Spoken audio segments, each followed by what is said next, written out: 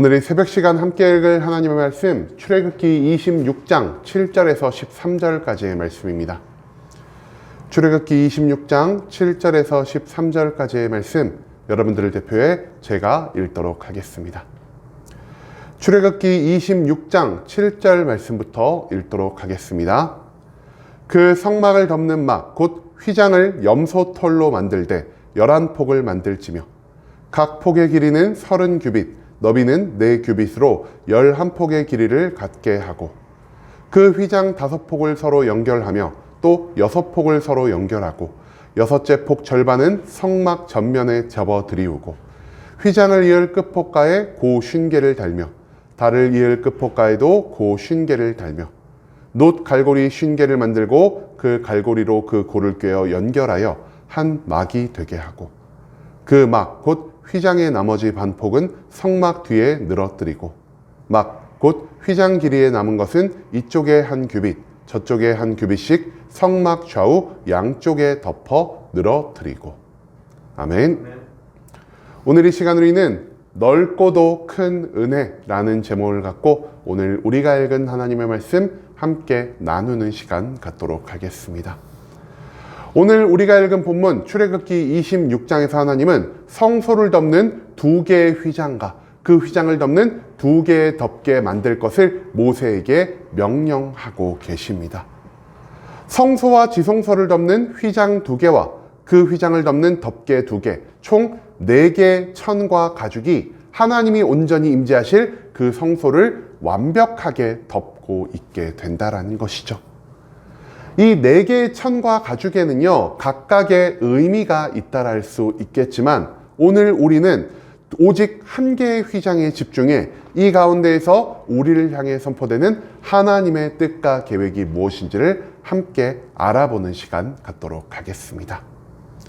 오늘 본문 말씀에서 우리가 집중해서 볼 것은 첫 번째 휘장을 덮고 있는 두 번째 휘장, 즉 염소털로 만든 휘장이라 할 수 있겠습니다. 하나님이 임재하시는 성소를 직접적으로 덮고 있는 첫 번째 휘장은요, 청색, 홍색, 자색, 가는 배실로 짜여진 굉장히 화려한 휘장이라 할 수 있겠습니다.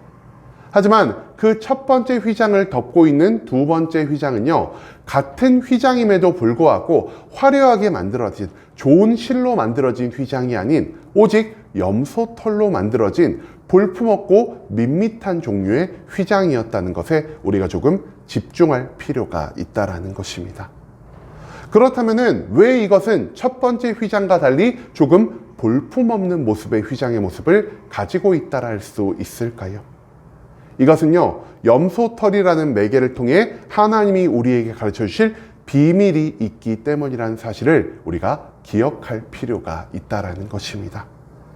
그렇다면 구약 안에서, 특히 이 모세오경 안에서 염소는 과연 어떠한 짐승으로 사용이 되고 있는 것일까요?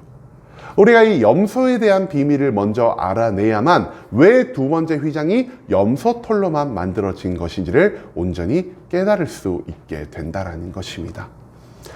구약에서 등장하는 염소의 대표적인 사용처는 어디라 할 수 있을까요? 이 염소는요, 제사에서도 사용되는 것이지만 이 염소가 주로 사용되는 것이 아니라 소나 양이 주로 사용되는 것이기 때문에 이 염소가 제사를 위한 것이라고 말을 하기에는 조금 모자람이 있을 것 같습니다. 하지만 이 염소를 가장 핵심적으로 쓰는 이스라엘의 절기 하나가 있으니 그 절기가 무엇이냐? 바로 대속죄일의 절기 사용하는 염소라는 것, 그것을 우리가 먼저 기억할 수 있기를 소망합니다. 그렇다면 이 대속죄일은 과연 어떤 날이라 할 수 있을까요? 이스라엘 백성이 매일매일 번제를 통해서, 그리고 때때로 그들의 삶에 발생한 죄악을 속죄제나 속건제를 통해서 하나님 앞에 회개한다 한들 그들의 죄는 아직까지 온전히 씻겨 나가지 않고 있기 때문에 하나님은 1년에 한 번씩 이스라엘 백성들 안에 있는 모든 죄악을 그 진영 밖으로 완전히 분리시키기 위하여 이 대속죄일이란 절기를 모세를 통해 가르쳐 주셨습니다. 이 대속죄일의 절기의 하이라이트가 바로 제가 아까 말씀드린 대속죄일의 염소라고 불리는 이 짐승을 통해 모든 죄를 사하는 과정이 완성된다는 사실을 우리가 또한 잊지 않을 수 있기를 소망합니다. 그렇다면 이 대속죄일의 염소가 무엇이길래 과연 이 대속죄일의 핵심을 담당하고 있는 것일까요? 대속죄일에서 가장 중요한 일은요, 총 두 가지가 있습니다. 첫 번째, 1년에 한 번 대제사장이 하나님이 거하시는 지성소 안으로 들어가 모든 이스라엘 백성의 죄를 대신 짊어지고 하나님 앞에 나아가 그 죄를 회개에 기도하는 것. 그리고 그 장소에서 대제사장이 온전한 모습으로 하나님 앞에 나아갔을 때 하나님은 대제사장의 하나님의 임재를 보이실 뿐 아니라 그 장소에서 이스라엘 모든 죄를 사하시는 놀라운 기적을 만들어내 주신다는 것이죠. 그리고 대속죄일에 있어서 하이라이트, 오늘 우리가 나누고자 하는 두 번째 핵심은 무엇이냐? 바로 이 대속죄일의 염소를 통해 이스라엘의 모든 죄를 진영 밖으로 분리시키는 과정을 만들어낸다라는 것입니다.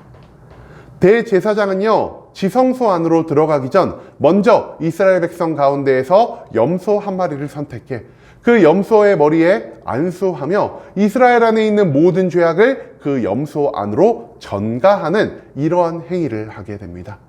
그리고 그 모든 죄를 전가받은 염소는요, 이스라엘 진영 밖으로 쫓아냄을 당하는, 즉 광야 밖으로 퇴출을 당한 다음 그 광야에서 죽임을 맞는 운명을 감당하게 된다는 것이죠. 그리고 진영 밖으로 나아간 염소가 죽임 당하는 모습을 바라봄으로 인해 이스라엘 백성은 우리 안에 있는 모든 죄가 저 염소에게 전가되었고 염소가 광야에서 죽는 모습을 통해 우리의 모든 죄가 이제 사함을 받았구나. 그리고 우리 죄의 결과가 만드는 것은 결국 사망밖에 없구나라는 것을 온전히 깨달을 수 있게 된다는 것입니다. 즉 염소는요, 모든 죄를 지고 죽음을 맞이하는 이스라엘의 대속 제물로서의 역할을 온전히 감당하는 짐승이 될 수 있다는 것입니다. 한마디로 염소는 우리의 모든 죄를 사하는 거대한 대속을 의미하는 짐승으로서 구약 가운데, 특히 이 모세 오경 가운데 나타나고 있다는 사실을 우리가 또한 기억할 수 있게 되기를 소망합니다. 그런데 두 번째 휘장이 무엇의 털로 만들어졌다고 여러분들께 말씀드렸죠? 실로 만들어진 것이 아니라 오직 염소의 털로 만들어졌다는 것을 말씀드렸습니다. 염소 털로 만들어진 두 번째 휘장은요, 하나님의 임재를 직접적으로 가리고 있는 첫 번째 휘장을 가릴 용도로 만들어진 것이라 할 수 있겠습니다. 즉 가리워진 하나님의 임재 앞으로 나아가기 위해 필요한 것은 나의 모든 죄를 사하여 주는 대속이요, 모든 죄의 대속을 상징하기 위해 필요한 것으로 사용된 것이 바로 이 염소의 털이라는 사실을 우리는 대속죄일의 염소를 통해, 그리고 오늘 본문 말씀에 나오는 염소 털로 만든 두 번째 휘장을 통해서 배울 수 있게 된다는 것입니다. 그렇다면 이 모든 죄를 사하는 대속죄일의 염소는요, 과연 신약의 말씀 가운데에서는 무엇으로 표현되고 있는 것일까요? 우리가 너무나 잘 알고 있는 우리의 모든 죄를 짊어지시고 십자가 위에서 고통과 죽음을 감당하셨을 뿐 아니라 우리의 모든 죄를 사하여 주신 예수 그리스도가 바로 대속죄일의 염소로 신약 가운데에서 표현되고 있다는 사실을 우리가 또한 잊지 않을 수 있기를 소망합니다. 예수 그리스도의 대속이 아니고서는 하나님의 감춰진 임재 앞으로 나아갈 수가 없다라는 사실을 하나님은 구약에서는 두 번째 염소털로 만든 휘장을 통해, 그리고 신약에서는 예수 그리스도의 십자가 죽음을 통해 우리에게 가르쳐 주고 계신다라는 것을 우리가 또한 잊지 않을 수 있기를 소망합니다.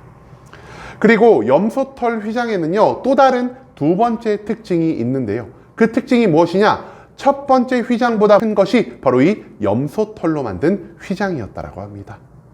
여러분, 왜 염소털 휘장은요, 첫 번째 휘장과 똑같이 크기를 맞춘 것이 아니라 조금 더 크게 제작되었다라고 할 수 있을까요?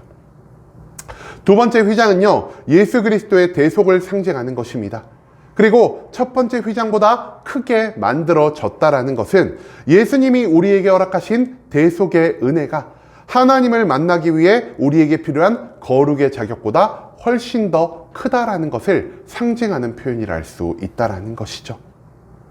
즉 우리가 얼마나 많은 죄를 지었든, 우리가 얼마나 심각한 죄를 지었든 우리의 죄를 대속하고자 하시는 예수 그리스도의 은혜와 사랑이 우리의 죄보다 더욱더 크다라는 사실을 우리는 이 두 번째 휘장의 크기를 통해서 찾아볼 수 있게 된다라는 것입니다. 여러분, 하나님은요, 구약에서도 그리고 신약에서도 여전히 우리와 하나님 사이에 참된 중보자 되신 예수 그리스도를 알려주고 계십니다.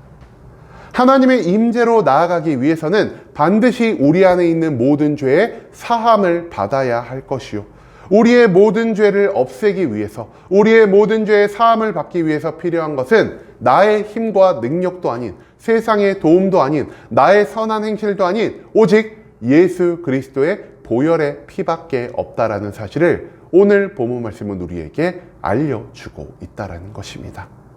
즉, 대속죄일의 염소 대신 그리스도의 은혜를 통해서만 우리는 하나님의 임재 가운데에서 그분이 우리를 위해 예비하신 모든 영혼의 구원을, 모든 육신의 축복을 온전히 누릴 수 있게 된다는 것. 다른 무엇을 통해서는 이 모든 좋은 것들을 우리가 온전히 누리며 살아갈 수가 없다는 사실을 오늘 본문 말씀은 염소털로 만든 두 번째 휘장을 통해 우리에게 가르쳐 주고 있다는 것이죠. 그렇기 때문에 예수 그리스도는요, 신약 말씀 요한복음 10장 7절의 말씀을 통해 우리에게 이런 것을 남겨주셨습니다. 나는 양의 문이다 라고 말입니다. 나는 양의 문이다 라고 스스로를 소개하신 예수 그리스도는요, 말씀을 통해 우리에게 무엇을 가르치고자 하는 것일까요? 누구든 그리스도로 말미암지 않고서는 하나님 앞으로 나아갈 수 없을 것이요, 누구든 양의 문이 되신 그리스도를 통하지 않고서는 하나님의 구원을, 하나님의 축복을 온전히 누리며 살아갈 수가 없다는 것을 예수 그리스도는 이 요한복음의 말씀을 통해 우리에게 알려주고 계신다는 것입니다. 우리 신앙생활의 핵심은 오직 예수 그리스도가 되어야 하고요, 그리스도의 은혜로 말미암아 모든 죄가 용서받을 수 있다는 사실을 확신하는 믿음을 하나님은 오늘 성막에 등장하는 두 번째 휘장을 통해 우리에게 알려주고 계신다는 것입니다. 이제는 우리가 단순히 예배당을 건물로서만 대하는 것이 아니라 이 건물 속에서 자신의 은혜를 온전히 우리에게 드러내고 계신 예수 그리스도의 모습을 바라볼 수 있게 되길 소망합니다. 우리에게 중요한 것은요, 예배당의 크기도, 예배당의 화려함도, 그리고 이 장소에서 하는 각종 행사도 아닌 예배당 가운데에서 우리를 향한 자신의 은혜를, 대속의 놀라운 권능을 드러내시는 예수 그리스도가 되어야 한다는 사실을 오늘 본문 말씀에서 우리가 배울 수 있게 된다는 것이죠.